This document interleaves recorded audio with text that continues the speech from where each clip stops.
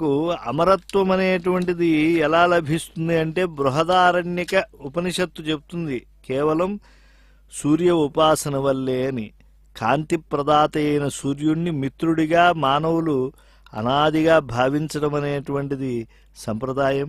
నీరసాన్ని రుగ్మతలను తొలగించే విశిష్ట జగజ్యోతిగా సూర్యుడిని ఋగ్వేదం కొనియాడుతోంది. అటువంటి తేజోవంతుడైన జీవ చైతన్య ఆ మహద్గోళానికి ఉషఃకాలంలోనే నమస్కారాలు అర్పించాలి. అందుకే సూర్య సంబంధమైనటువంటి ఆసనాలకు ఎంతో ప్రశస్తి వచ్చింది. మృదువైన కదలికలతో సూర్య నమస్కారాల పేరిట ఆచరించే 12 ఆసన భంగిమలు చాలా ప్రసిద్ధిలోకి వచ్చాయి. మనిషి వెన్నుముక వంగే శక్తి ఆధారంగా యోగ వయస్సు అనేది ఉంటుంది. యోగ ప్రాయాన్ని బట్టి యవ్వనం, భౌతిక శక్తి, బలమైన మనస్సు ఏర్పడతాయి.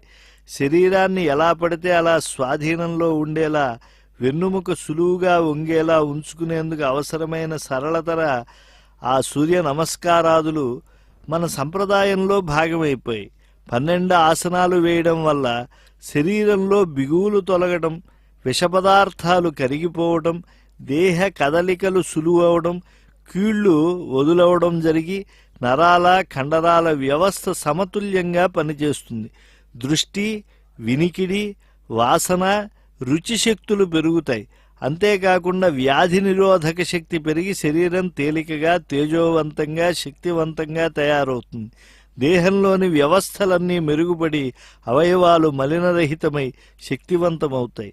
కనుక సూర్యాసనాల ప్రక్రియ వల్ల మనస్సు స్థిమితంగా ఉండి జ్ఞాపక శక్తి పెరగడం, ఆలోచనల్లో ఒక స్పష్టత, భావ వ్యక్తీకరణలు, ప్రజ్ఞ కలుగుతాయి. వీటి వలన శరీరం ఒక విధమైన విశ్రాంతిని పొందుతుంది. 12 ఆసనాలను సక్రమంగా ఆచరిస్తే మొండెం, మెడ ముందుకు, వెనుకకు, పైకి, కిందకి ప్రధానంగా కదులుతాయి. కనుక 7 ప్రధాన చక్రాలను కూడా ఈ సూర్య నమస్కారాలు చైతన్యవంతం చేస్తాయి అని చెప్పారు.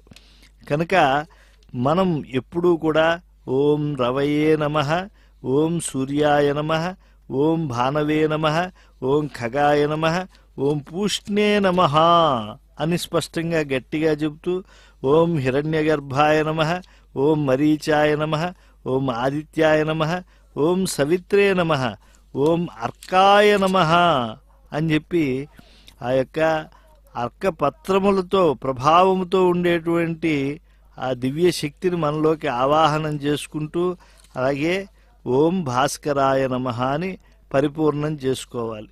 ఇలా పరమ పవిత్రమైనటువంటి ఆ శ్రీనివాసుని యొక్క సేవలో భాగవతోత్తములు అందరూ వచ్చి కళామాధ్యమంగా స్వామివారికి సేవలు అందిస్తూ ఉన్నారు. ఆదిదేవ నమస్తుభ్యం ప్రసీద మమ భాస్కర, దివాకర నమస్తుభ్యం ప్రభాకర నమోస్తుతే అని చెప్పి ఆ సూర్యాష్టకంలో చెప్పబడినటువంటి లోహితం రథమారూఢం సర్వలోక పితామహం మహాపాపహరం దేవం తం సూర్యం ప్రణమామ్యహం అన్నారు. అంటే సర్వలోకములకు కూడా ఆయన పితామహుడై ఉన్నాడు. అటువంటి దేవాధిదేవుడి యొక్క వైభవాన్ని ఈనాడు తిరుమల తిరుపతి దేవస్థానం పాలక మండలి అధ్యక్షులు బిఆర్ నాయుడు గారు, కార్యనిర్వహణాధికారి అనిల్ కుమార్ సింఘాల్ గారు ఇత్యాది పెద్దలంతా కూడా భక్తుల యొక్క ఏర్పాట్లను పర్యవేక్షిస్తూ భగవానుని యొక్క సేవలో తరిస్తూ ఉన్నారు. బృంహితం తేజసాం పుణ్యం వాయురాకాశమేవచ ప్రభుస్త్వం సర్వలోకానాం